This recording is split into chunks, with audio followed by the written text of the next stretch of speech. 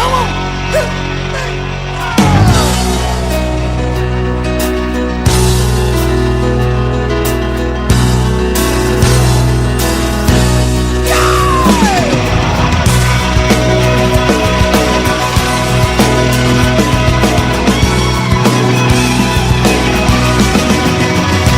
Good morning. Welcome back to the Broadcast Retirement Network.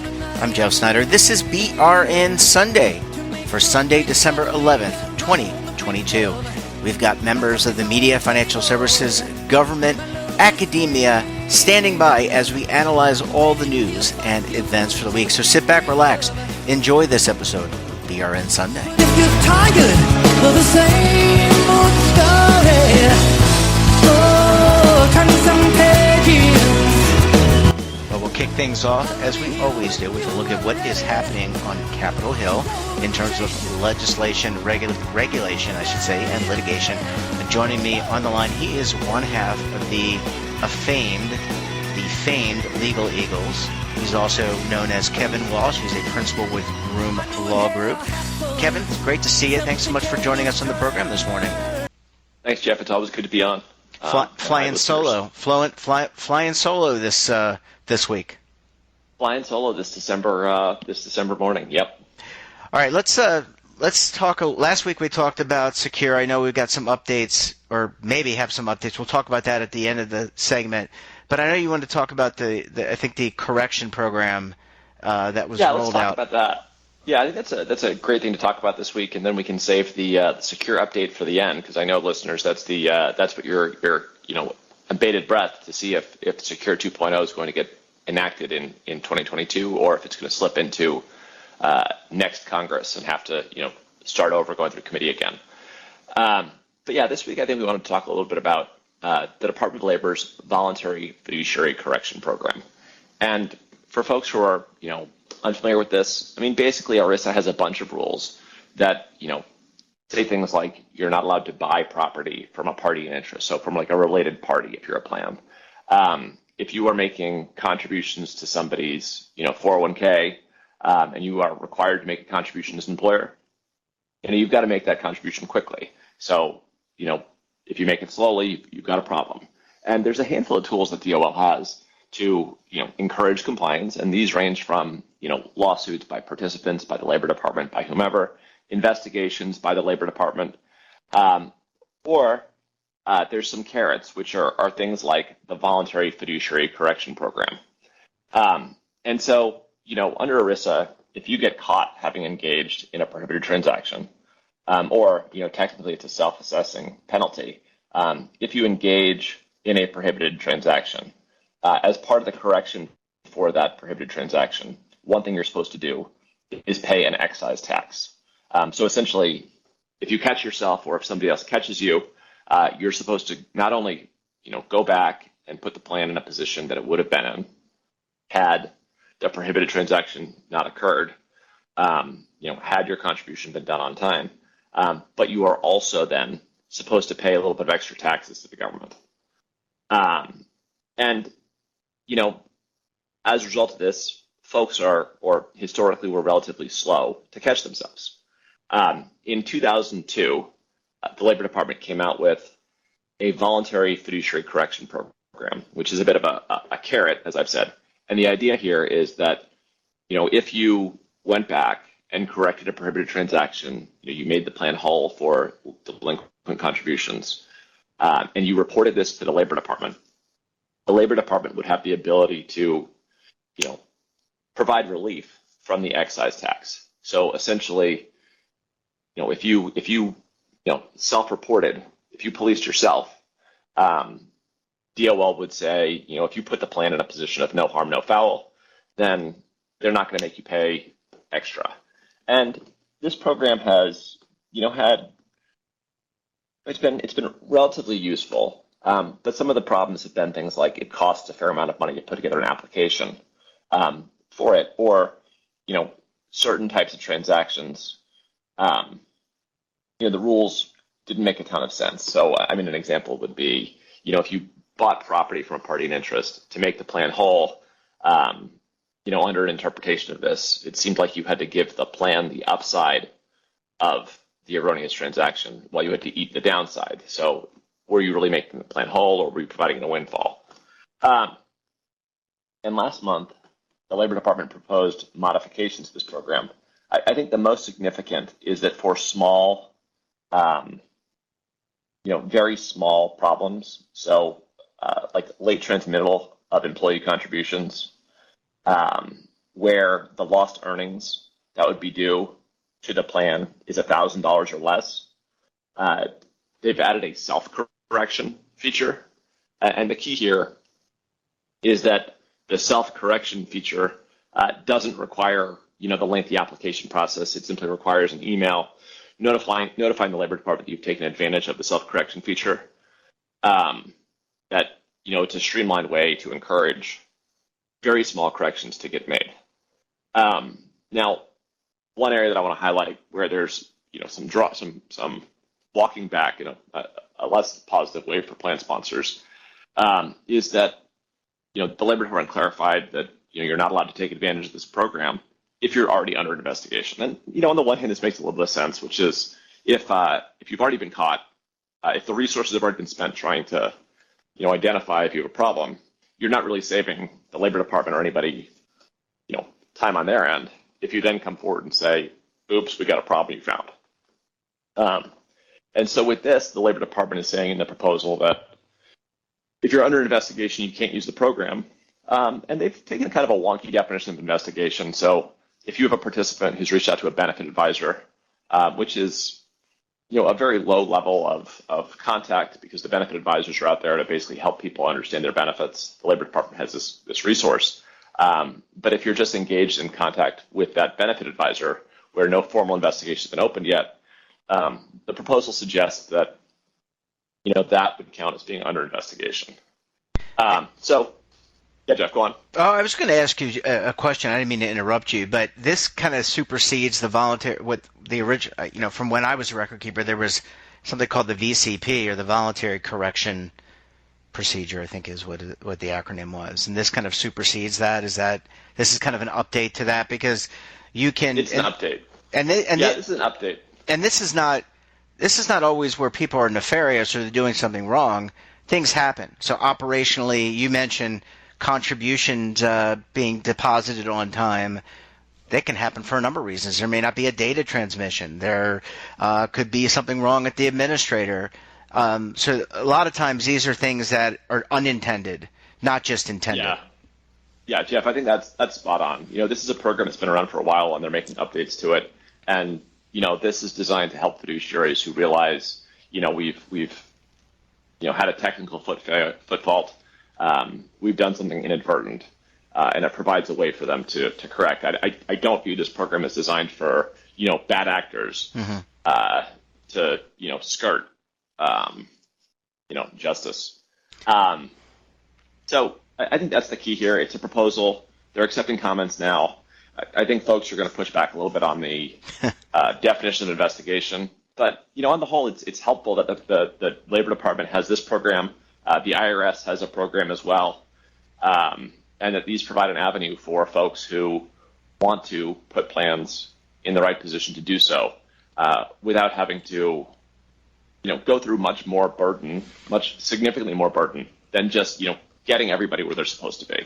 Yeah, it's almost like if you don't have to do it's cheaper from a investigation perspective, as you said, to not sweep it under the rug and have someone else identify it, like, participants start clamoring, what happened to my contributions, or why am I not getting statements, or whatever. This is really a voluntary program that allows you to kind of clear the air and avoid what could be significant penalties, and in some cases maybe even more than that, maybe criminal penalties down the road. Yeah, I mean, I voluntary correction programs are helpful for everybody because they allow the fiduciaries to sleep soundly at night, but they also allow the government to avoid spending resources. Yep. Should we pivot to the topic we held out? Yeah, I think we teased them long enough. I think there's probably people with popcorn listening to this, Kevin, and so what's the latest on Secure? I know there's been a little bit of activity this week with, I'm sure, people jockeying to get certain provisions in and write the latest bill. So what's the latest here? The latest with Secure is that, it's still not certain if it's going to move. We're having on the Hill, and I don't want to say we're having because I don't want to imply that I'm that involved in the discussions. But there's fights still over top line spending numbers, and particularly whether veterans health care is going to count towards defense spending or towards domestic spending. And right now, Republicans and Democrats are pushing for parity in the amount of increase between defense spending and domestic spending. So wherever you classify veterans health care is going to be, moving up in parity, but, taking a hit in the sense that veterans health care is going to eat up some chunk of their increase. This issue could lead to a short-term continuing resolution. At this point, with funding expiring at the end of next week, I'd be surprised if we don't get a short-term CR, getting us almost to Christmas, which means that I don't think Secure is going to pass. This is Sunday now, in the next 6 days. Mm-hmm. That does put us the week leading up to Christmas where, hopefully everything's been ironed out and they're able to do a long-term spending bill. A long-term spending bill would provide a good vehicle for Secure. There's a lot of discussion still about Secure, so it looks like it has a good shot of getting on the train if the train leaves the station. That being said, if they can't work out a long-term funding deal, if the appropriators can't get long-term funding done, then this could easily turn into a continuing resolution going into next year rather than a robust package that can provide a vehicle. But I'm not pessimistic yet. I'm just not as optimistic as I was a week ago. And just for the continuing, the CR originates in the House because the House has the power of the purse, I guess is what they would define it constitutionally. But then you also need the Senate on board, right? And then you would need the White House. So everyone's got to agree. So you've got to, I think, agree in the House of Representatives, knowing that you have to do business with the Senate, knowing you have to do business with the White House. Is that correct? Yeah, so a continuing resolution needs to be passed like any other spending bill. It's going to need a majority of the House. It's going to need 60 votes in the Senate, and it's going to need the signature of the president. So there's a bit of a ways to go, and well, Kevin, I think we'll leave it there. I think we're going to, I guess we'll let the audience know that we'll pick this back up next week. Maybe there'll be some developments, maybe not, but we plan to cover that and another great topic or two with Kevin and David. Kevin, great to talk to you as always. Thanks so much for joining us, and we look forward to having you guys back on the program again next week. Yeah, great talking to you, Jeff, and thanks, listeners. And I'd be surprised if there isn't a more substantive update on Secure by the end of next week. Thanks, Kevin. Have a great rest of the day. Bye. Have a great day. Bye.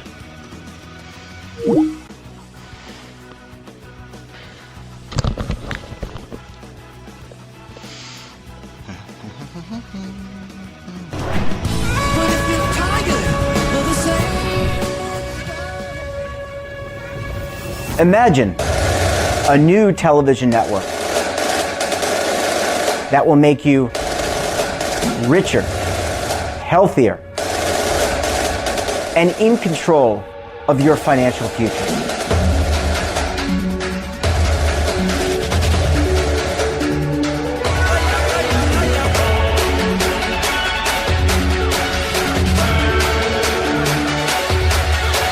This network is for the policewoman in Nashville, Tennessee, the baker in Dubuque, Iowa, the teacher in Lexington, Kentucky. We want to make the idea of savings and retirement culturally relevant. But what do you see as a defining issue of the midterms? Especially for the smaller businesses. I mean, they are the lifeblood of the American economy.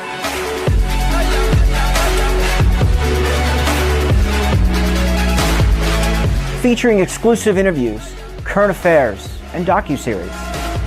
33 years old, you retired early. The philosophy is money only matters if it helps you live a life that you love. But you got to start thinking about retirement as soon as you get in. The Broadcast Retirement Network will drive very high engagement with premium partnerships. So this isn't retirement and savings for your parents or grandparents. This is for all Americans. And we're going to change the way you think about money.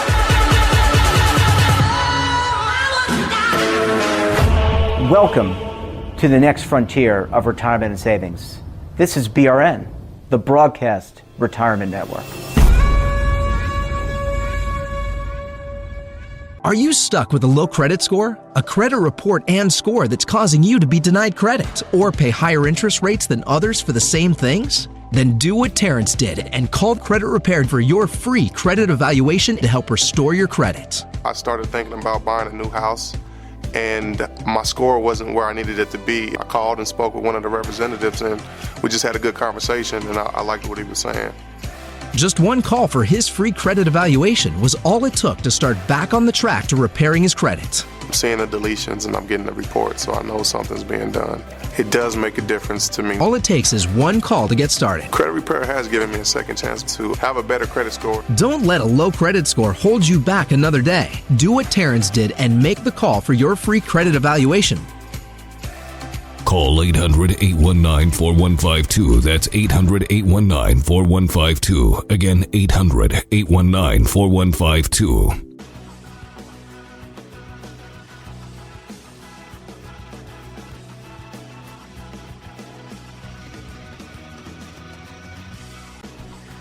Welcome back. We're going to close out the show as we always do with a look at Marcus joining us on the line. He's the lead anchor for the TD Ameritrade Network, Oliver Rennick. Oliver, thanks so much for stopping by the program this morning. Thank you, Jeff. Appreciate it, as always. Yeah, we certainly appreciate your excellent analysis. Oliver, let's kick off the conversation talking about wholesale inflation. That was released, I think, on Friday. You want to give us your take on inflation and what it may mean to the broader economic outlook? Sure. Right now, it looks like we have some pretty good signs that inflation is indeed slowing a bit, plateauing possibly, but it is still probably a problem. PPI on Friday, a little bit warmer than expected. CPI last month, a little cooler than expected, but the overall numbers seem to suggest that we are past kind of the worst disruptive supply-driven inflation. Now the question is, how much does demand keep inflation elevated, and to what extent inflation might be cooling because consumers are losing buying power and the economy is slowing down. So that is a really important question right now, and the market is showing some very interesting and pretty clear signs that it is exchanging inflation concern for recession concern. Now, we've kind of gone back and forth for the last year on what the bigger issue is, lack of growth or too much inflation, and the problem has been too much inflation, not so much a lack of growth. But now the market is really trading like a drop-off in growth is now the most pertinent issue. And I can get into some of those dynamics for why. Yeah, I was going to ask you as a follow-up. So you know where I'm going with this is the why, Sure. and are there particular areas of the economy that are softer than others, or the market that are softer than others? Well, I think the biggest risk is just the consumer. There is no smoking gun, glaring financial risk out there right now. There's no, other than obviously the bond market has been pretty crazy. We saw that the British bond market went nuts. But that's kind of to the side for a moment. Inflation's peaked out. The bond market is at less of a risk, and we've seen that with Treasury yields dropping. But the consumer is very indebted, has been spending a lot on credit, and the savings are being eroded, partially by inflation, but also just by the propensity for us to keep spending. You can see the chart of consumer savings that are, now just back to where they were before COVID, basically. So all that money we got is essentially gone. And I think there's a real possibility that after the holiday season, people are going to look at their bank accounts and realize that they have to really, really draw in their activity, because the spending that's happening on travel and leisure right now is extremely expensive by every standard. But people are so determined to travel after the last couple of years and see family that they're willing to just get gouged by airlines, et cetera. And then the other thing that's very important is that this shows up in all of the data. The employment report from last week showed gains in hospitality, travel, leisure, and restaurants, the services economy, which is what we want to see. That's good. But it also is happening as wages are going up. So it looks like some of the strength of the economy that's lingering is indeed supporting inflationary forces. Now, they may be lesser than the supply-driven inflationary forces that are subsiding, but the big question of going forward, of course, is when we kind of normalize and zero out the COVID supply effects, what will inflation be due to demand? And it seems like there's good evidence that inflation is remaining pretty high due to demand. And so if inflation numbers start dropping, it may just be showing us that we are now fully falling into a deeper recession. And the market used to not care about that so much, but that's changed. In the last couple of weeks, we've seen the market trade more like it's worried about recession than inflation. And that's a very big difference for the investors and traders compared to the past year. Oliver, what do you make? You mentioned credit. Let's talk about retail for a few minutes because it is the joyous holiday season, and that means that I was just talking to my mom, by the way, on the phone, and she told me she was getting some things for my niece and nephew in Boston. So yeah, they were looking for some Legos and things like that. So that's nice. But what do you probably TMI? But what do you make of the outlook for retail? Let's just look at that for the next couple minutes. Yeah, I think that you're probably going to get quite a bit of volume spent during the holiday season because these retailers have a lot of inventory that they need to get rid of, and so they're going to have discounts. If you've been to like any shopping mall, you will have noticed that there's a lot of discounts right now, even for like popular name brands and stuff. Lululemon has $1.5 billion of inventory that they have to work through. Even the mighty Lululemon might end up doing some discounts at some point this holiday season. So that kind of tells you how much they over inventoried. And so consumers might get some deals, but just the habit of American consumers basically tells us that we're going to spend like as much as we have. And the credit data shows us we're going to spend as much as we have. So my baseline operating view is that this might be the last hurrah before a consumer just totally hits a wall in the next quarter. I think that there's a very distinct chance the first quarter of next year is a glaring drop-off in activity. So, Oliver, you're thinking maybe just based on some of the economic evidence and the financial evidence that we could be kind of floating into that recession territory. What about I guess my last question, what will the Fed do, or at least what are you hearing from your guests and the people that you talk to about what the Fed could do? Because they did raise rates. Looks like they did manage to chop down inflation, although I would argue I just paid $3 and change, probably $3.19 for gas for my wife's car. So I still think that's high. But I go into the supermarket and chicken's expensive, beef's expensive. So what does the Fed? How does the Fed react? Because they've got to continue, I would think, to chop down inflation. At the same time, you don't want to push us over the economy over the hump into a recessionary territory. That is, of course, the big concern right now. The evidence is starting to build that they did push us too far, but there's also ample evidence that they're going to have to continue. Just because inflation is peaked and perhaps plateauing, it just still is too high. It's still too much of a problem. The employment situation is remaining very robust.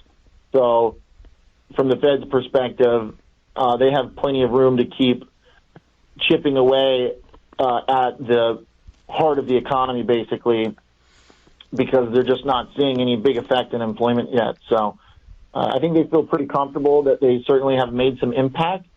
I think they see a perfect combination of the efficacy of their program through lower housing prices, lower stock prices, and demand eventually waning So I think they see that they're having some success through those measures, but then they look at the employment situation and the overall level of inflation and think they need to keep going. So I think it's kind of a moment here where investors are a bit of a lose-lose. And the market has suggested that's the case because we have now stocks have sold off on bad data and good data.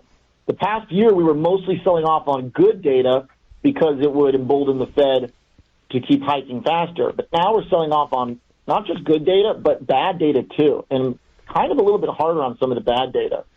So the market seems to be telling investors that they're really just stuck right now. Oliver, I lied. It's not the last question. One more, and I promise Okay, you can do a 30 or 45 second on this one. But just from people you talk to, is it a shallow recession, meaning it's not going to last years? What are people telling you? What is the reporting that you're doing kind of saying? So if we do have a recession, which it looks like there may be some downturn, how long? Is it a shortened recession, a shallow recession, or is it a more steeper recession? Well, I think that it's very tough to know, of course. I think a lot of people are hoping that it's kind of a mild consumer-driven slowdown without any obvious landmines in the financial world. It's very possible that it can avoid being an 08 type situation. I don't think there's a lot of evidence that there's tinder waiting to be burnt up and like a bunch of dry leaves in the economy or in the structure of the financial world. But my baseline continues to be .com, and I think that should be the baseline. I think it's probably going to mean more stock downside because of earnings deterioration. So it's going to be a bit of a different type of bear market, but a bear market nonetheless. Yeah. We'll just have to see really what kind of policy support comes from the government, if any. As I think you pretty much have to expect that the consumer is going to run out of steam. Yeah, well, it's going to be interesting to see, and I know that in the Congress we often talk about spending on the program with you, and I know the Congress are working on the continuing resolution for the budget, so that'll be certainly another thing that people, I guess, factor into the markets. Oliver, we're going to leave it there. Really appreciate you stopping by, and really enjoy your programming on the TD Ameritrade Network. We look forward to having you back next week, and wish you a very happy rest of the weekend. Take care. You got it. Likewise. Bye-bye. And that wraps up this episode of BRN Sunday. Have a topic of interest, someone you think we should talk to, then drop us a line. And don't forget, for all the latest curated news in lifestyle, wellness, finance, tech, so much more, and all in one place, check out today's edition of our daily newsletter, The Morning Pulse. Want to search our archives, check out our latest content? Well, visit our website and, of course, all of our streaming partners. We're back again tomorrow for another edition of BRN AM. Until then, I'm Jeff Snyder. Stay safe, keep on saving, and don't forget, roll with the changes.